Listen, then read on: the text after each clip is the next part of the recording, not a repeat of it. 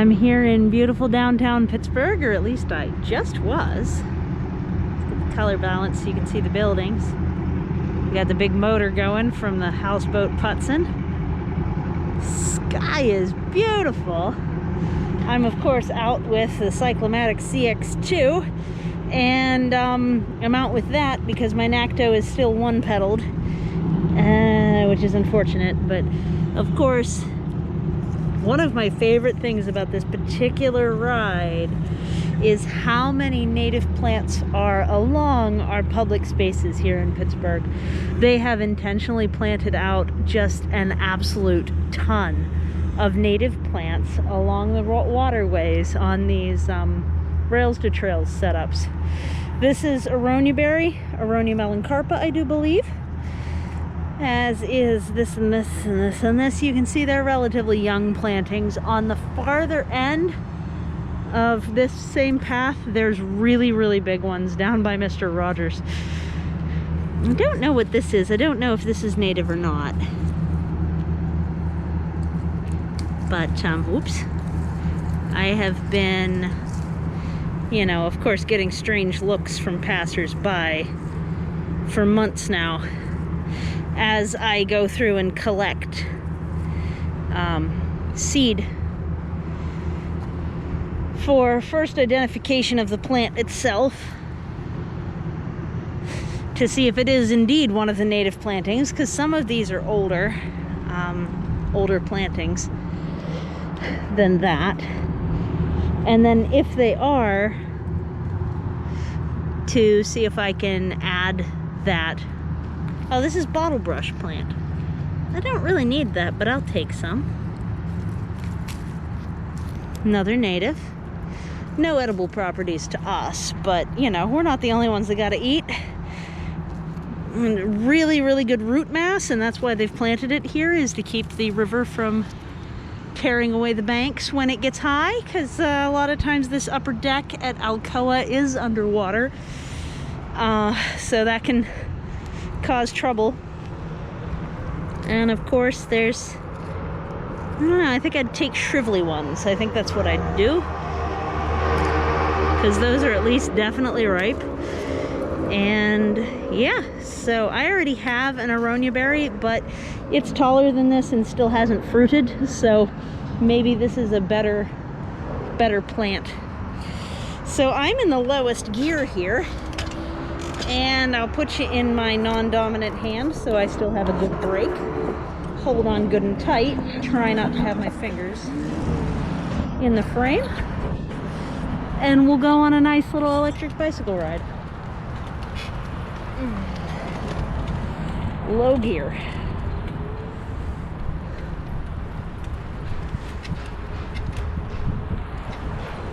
Yep, there goes some northern bayberry. Just got some seeds of that off campus. They've been trying to reduce the knotweed through here. That goes by right there.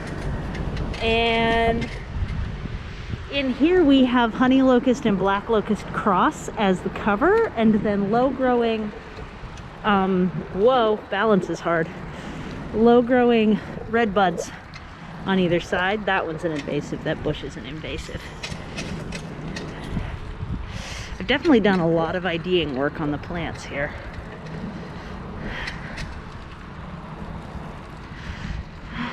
Not sure what that tree is. It's pretty though. It's got that weird bark. There's a bunch of them right here. So it's a mixture of invasives, like that big embankment of knotweed, which has taken over hundreds of thousands of square acres of Pittsburgh because the seeds become so viable, and then they spread and have 12-foot root systems. And we're coming up on a really big project that was meant to remediate that. I mean, the city's also spent thousands and thousands of dollars on trying to get rid of the knotweed. Through here, every single one of these trees is new. The undergrowth is aster and goldenrod. They've got a bunch of ironweed and, no, ironwood and red bud, native dogwoods, even a cedar, like a red cedar tree, which is really bizarre. Coming up on your left. Thank you. And some very nice maples.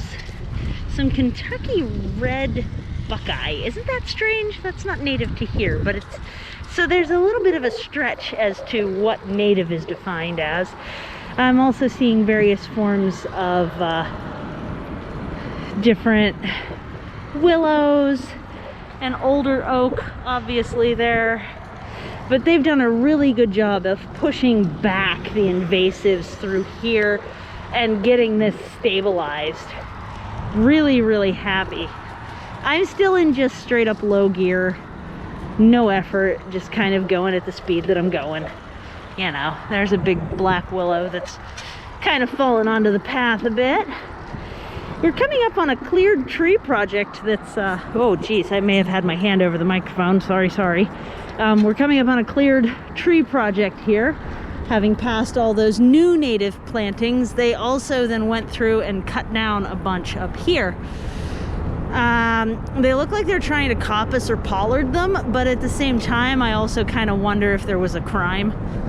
Because this has always been so hidden of an area that I go through here, specifically at night especially, as quickly as I possibly can. You can see the rain garden in there. Pittsburgh's pretty cool like this. I love it. Got a whole bunch of, I think that's poison ivy up that tree. It's either that or it's Virginia creeper. So you can see they cut down a lot of trees. This hasn't been this visible for the entirety of the time that I've been using this. This is a Hiroshima memorial. Creepy thing. Wow, balance can be hard sometimes. Okay. Really good staghorn sumac. There's some really nice low-growing varieties through here too. But there's also a decent amount of invasive honeysuckle bush right through here, which are the red berries to our right.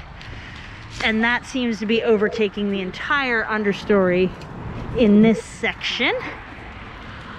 So this is a hybrid of like, how's the bicycle do? Can you hear it squeak? It squeaks a bit. It squeaks more when, yeah, see, there goes a squeak, right? It squeaks more when we hit a bump or if I'm putting any effort into pedaling, but yeah, it's a little bit annoying like that. Whole bunch of snake root. That's the white flower along the side here.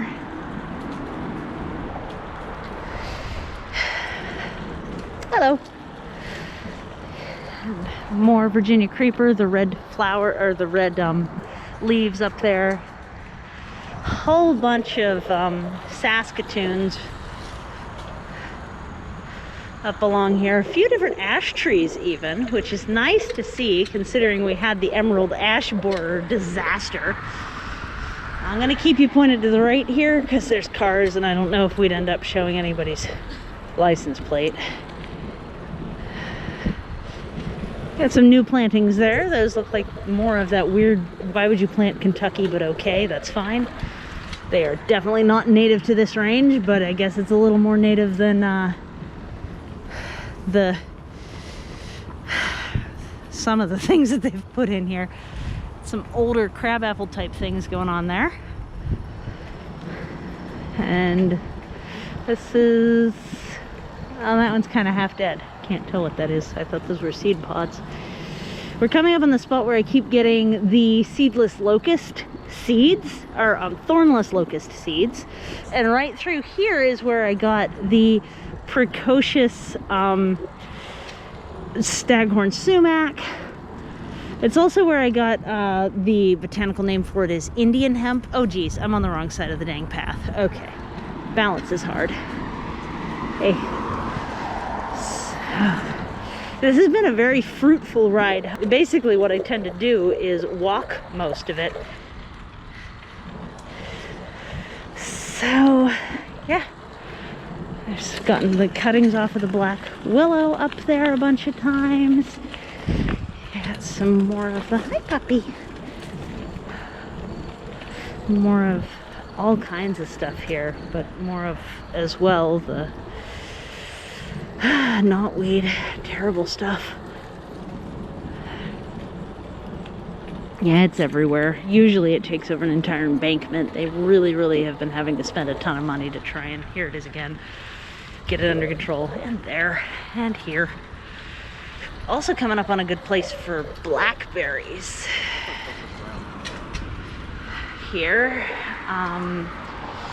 Yeah, I think we're coming up also on the end of this video. So I hope you enjoyed. Just very leisurely, no effort pedaling in low on the Cyclamatic CX2, as well as me rattling off all of the plants that are along this particular trail because I freaking love it and I've done so much ID work here. So do take care. I hope you're having a really good day, and welcome to not a cliffside. And but this is definitely permaculture. Take care. Bye. There's the blackberries. Bye, blackberries.